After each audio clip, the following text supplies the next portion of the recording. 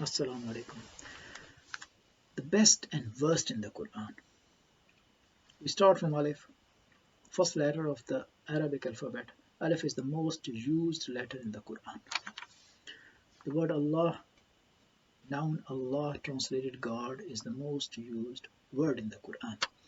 Ayatul Kursi of Surah Al-Baqarah is the best ayah in the Quran. It magnificently describes God's majesty and His providence. There is another ayah fully comprehensive and contains everything what Islam has commanded us to do, or God has commanded us to do, and everything what He has forbidden us to do. It is so comprehensive, so significant. In other words, Surah An-Nahl, ayah 90. You might have heard it in Jummah khutbahs recited by your Imam. بسم الله الرحمن الرحيم إن الله يأمر بالعدل والإحسان وإيتاء ذي القربى وينهى عن الفحشاء والمنكر والبغي يعظكم لعلكم تذكرون. Yes, this is the ayah. The best surah in the Quran is Surah Fatiha, first surah, the essence of the whole Quran, without which our prayers are incomplete. If you read that, you get the reward of reading 2/3 of the Quran. And in some of the narrations, it contains every cure for every ailment except death. And listen to this. If you read that surah 70 times over a dead body, and the soul returns to that dead body, then don't be surprised by that. That is something to ponder. There's another surah.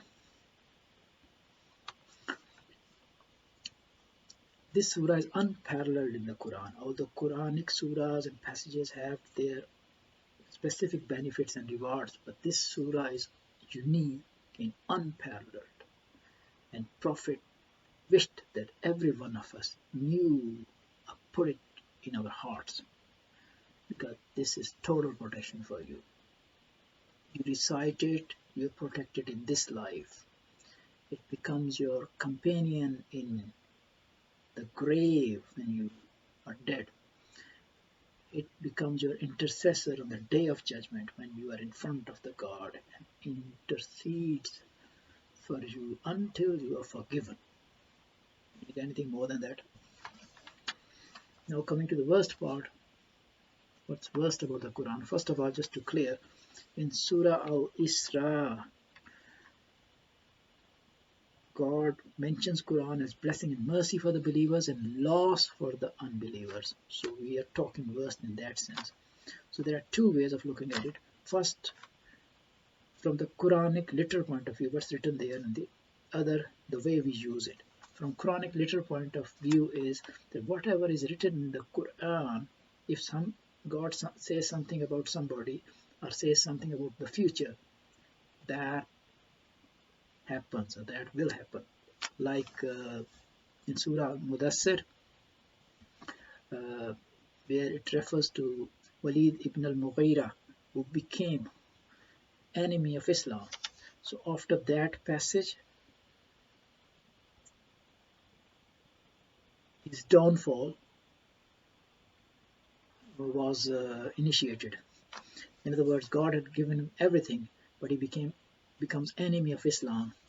And after that passage, his decline began until his death. And the other way of looking at it is the way we use it. I mean, positive use in some narrations is like if we write Surah Muhammad on a page and use it as talisman, it will protect us day and night from evils, troubles, problems, worries, etc. And also from insanity, one of the growing problems these days. And another interesting benefit, an example which you can derive from, which is from Surah Yunus. If somebody steals something at your place or at your home, what you do is you write Surah Yunus on a page, and at the back of the page you write the names of the suspects and keep it at your place, and it will be known to you after a certain time. You'll become aware of that, who is the thief. But anyway, coming back to the worst in the Quran. What's worst in the Quran? And before I end this video, there are two surahs. The way we use the surahs, there are two surahs.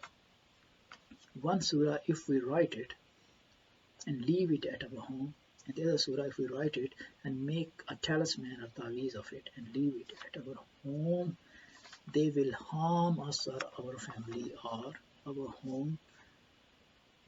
We are not advised to do that. They are weapons.